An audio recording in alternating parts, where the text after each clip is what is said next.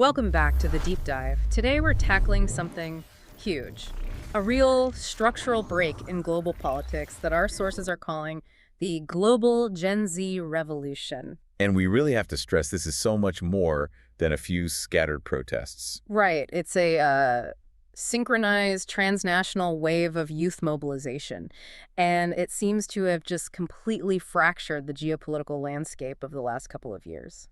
Yeah, if you look at the source material, what makes this so different from, say, the Arab Spring is its sheer ubiquity. It's not regional. It's global. It's global. It's challenging that whole post-Cold War order everywhere from, the streets of Kathmandu to the halls of power in Nairobi. Okay, let's unpack that. The engine driving this whole thing, Yeah. it's not coming from the West. It's the demographic force of the youth bulge across Africa, South and Southeast Asia. And a bulge is almost an understatement. We're talking about roughly 60% of the population in these regions. 60%. That's nearly 1.5 billion people under the age of 30. And they're the most connected, most educated generation in history. But they're facing what analysts call the poly-crisis. And that's a devastating convergence, right? It's like a triple threat. You've got massive national debt forcing austerity, Crushing austerity. catastrophic climate instability hitting them directly, and then just this pervasive economic exclusion. The door to a stable adult life has just been slammed in their faces. And that's where you get this key concept of waithood. It's a really powerful term. A prolonged state of, suspended adulthood? Exactly. You can't get a stable job, can't afford a house, can't hit any of the traditional markers of maturity. And this isn't new, but that frustration, it's transformed into what the sources call combustible rage. And that rage found a new fuse, phygital capability. This is their big advantage. Phygital. So the seamless integration of physical street protests with this high-speed, decentralized digital coordination. Tell us how that digital part works, because it's not like the old models, is it? No, it's a huge shift. They've moved away from the visible platforms like Facebook or, public Twitter feeds. They've deliberately gone into dark social ecosystems. To things like Discord, Telegram, TikTok. Encrypted, decentralized channels.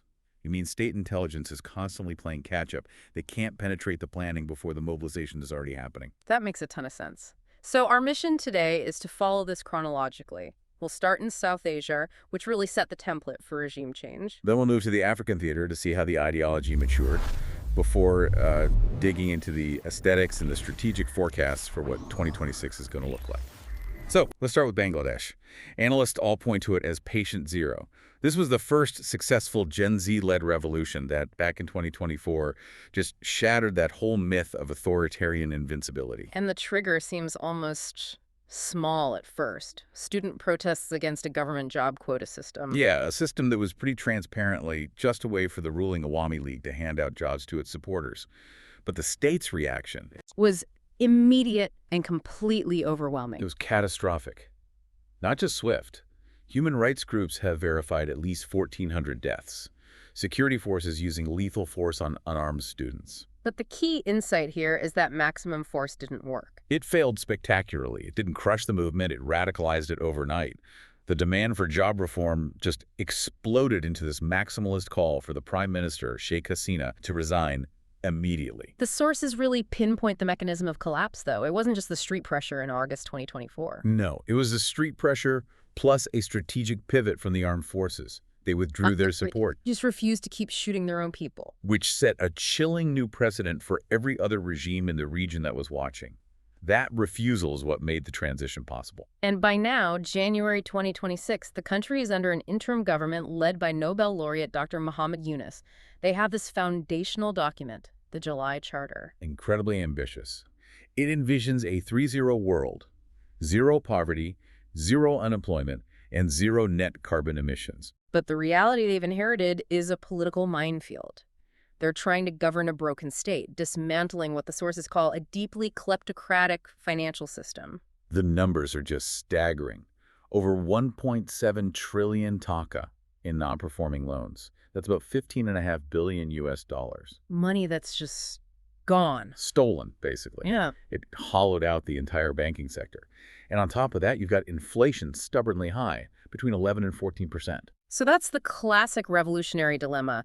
Can a movement born of idealism and rage actually handle the gritty reality of governing? And the transition is already showing the strains.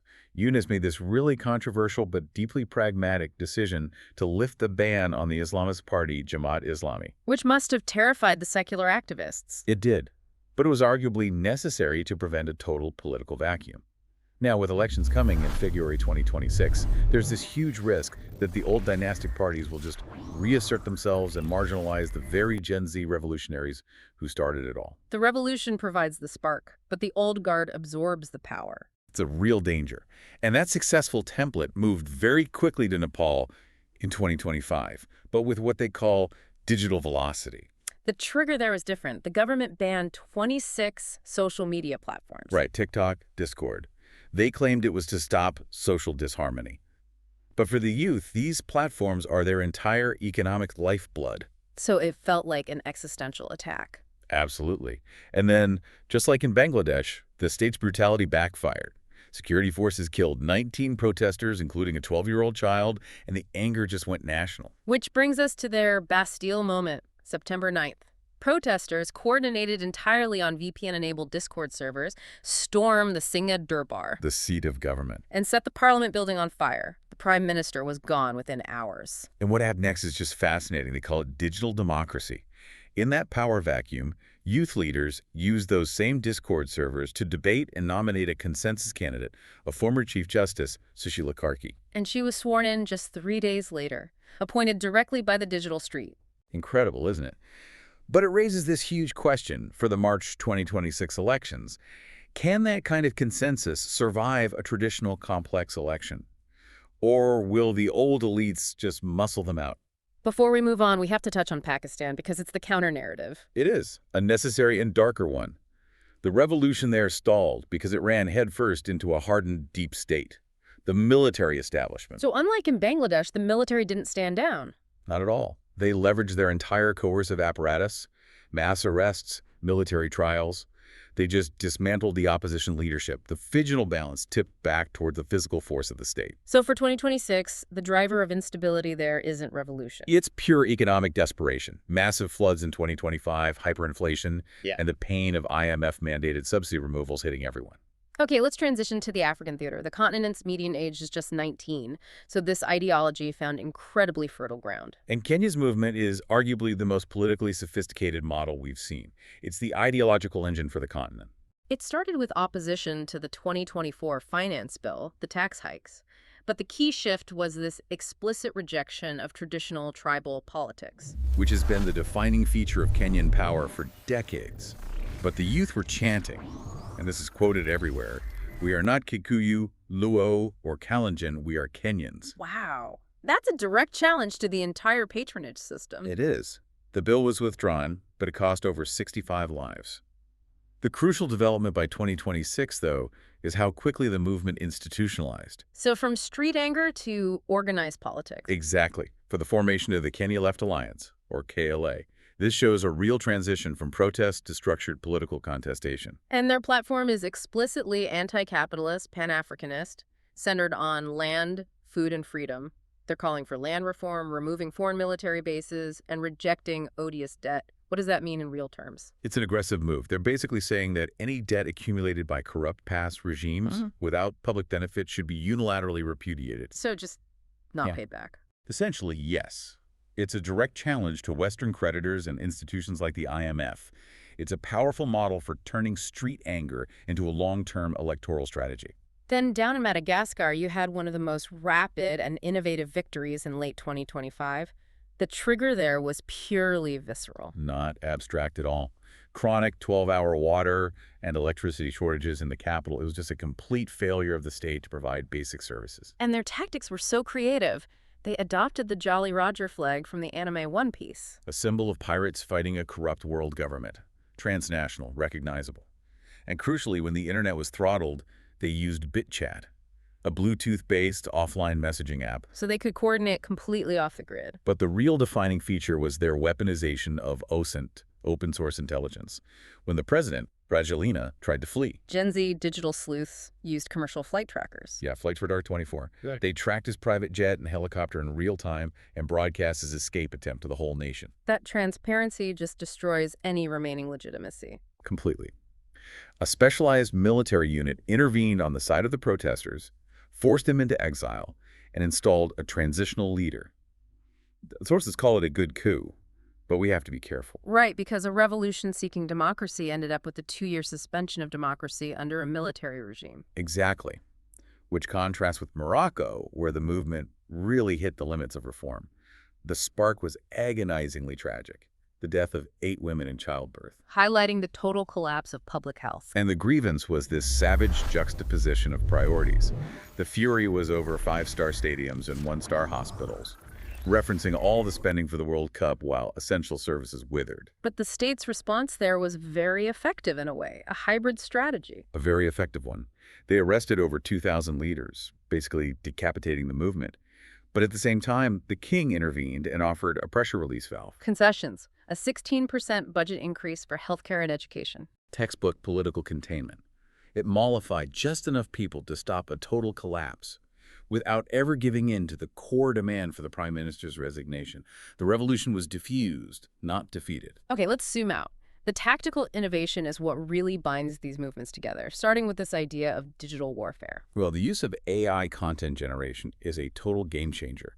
In Nepal, activists used large language models, ChatGPT, DeepSeek, to just mass-produce high-quality anti-corruption content. So essays, memes, manifestos. So fast that they literally overwhelmed the state's censorship apparatus. They scaled their narrative faster than the state could counter it. That's the offense, but the defense is learning just as fast. Oh, absolutely. Governments are fighting back with their own AI. We're seeing AI-driven surveillance used to identify, geolocate, and abduct activists, those abduction squads in Kenya. It's terrifying. It's the dark mirror of their own tactics. And what about the aesthetics? There's this shared cultural texture. There really is. We mentioned the one-piece Jolly Roger, which popped up from Kathmandu to Rabat. It's a global symbol, non-political, but repurposed for political action. And the soundtrack is key. That Kenyan Genjatone song, Anguka Nayo, meaning fall with it. It became this anthem. It turned protests into what the sources call festivals of resistance. That cultural part seems to lower the psychological barrier to joining in. And memes, especially. What? Weaponizing humor to strip fear from power. You replace intimidation with viral mockery. And all this creative energy is rooted in one thing: the total rejection of the neoliberal economic consensus. Fundamentally, the IMF is seen as a primary antagonist because debt servicing in places like Kenya and Nepal eats up nearly 30% of all national revenue. Which directly forces the austerity they're protesting. Right. It leads to what analysts call the concrete bias. The idea that governments are prioritizing concrete highways, stadiums, that cable car project in Madagascar over human services. They see resources going to projects that benefit elites and create opportunities for corruption instead of being spent on, hospitals and schools.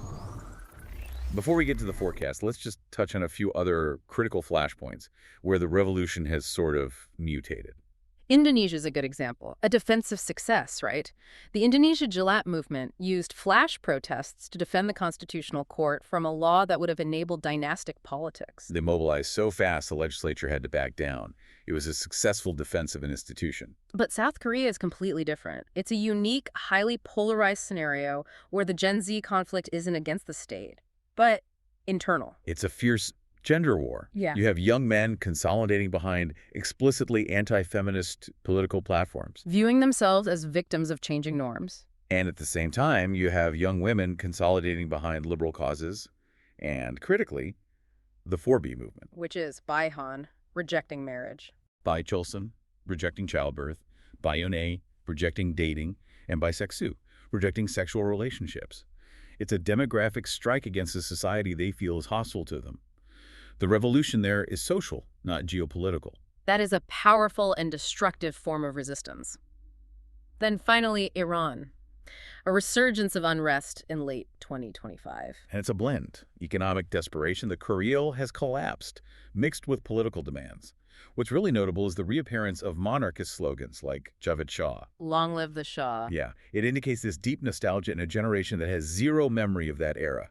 They're just searching for any symbolic alternative to the current clerical rule. So what does this all mean for 2026? It looks like the year is going to be defined by this collision between revolutionary energy and rigid old electoral structures. Absolutely. Nepal's March 2026 election is the test case. Can digital democracy, that decentralized online consensus, actually survive traditional party machinery? Yeah. The sources are very cautious. And meanwhile, the regimes are learning. They're deploying counter-revolutionary tactics. We're forecasted to see a surge in what's called digital enclosure, more sophisticated internet partitioning, criminalizing the encrypted apps they use. We'll also see co-optation. The oldest trick in the book: absorb charismatic youth leaders into traditional parties to dilute the movement's radicalism. And finally, narrative warfare, framing these domestic protests as foreign-sponsored plots to justify crackdowns. The biggest near-term risk, though, is economic fallout. Instability in manufacturing hubs like Bangladesh, mining in Peru and Madagascar, that threatens global supply chains. And the sources warn that if this waithood crisis isn't met with real economic change, if they keep prioritizing concrete over hospitals, the shift from protest to outright insurgency becomes a tangible risk. To synthesize all this, we're watching a fundamental global shift. Gen Z is moving past the romantic phase of protest, the flags and the anthems, to the gritty, complicated reality of political contestation. The creation of bodies like the Kenya Left Alliance, the interim governments in South Asia, it shows the waithood generation has definitively stopped waiting. Right. And the digital tactics proved devastatingly effective at toppling regimes that seemed invincible. But here's the final provocative thought for you to mull over. The decentralized, leaderless structure that thrives in dark social was powerful enough to tear everything down. The question now is whether that same structure can ever successfully manage the complex, traditional mechanisms required to build a stable replacement government. Or is that revolutionary energy just destined to be absorbed and fractured by the very establishment it sought to destroy?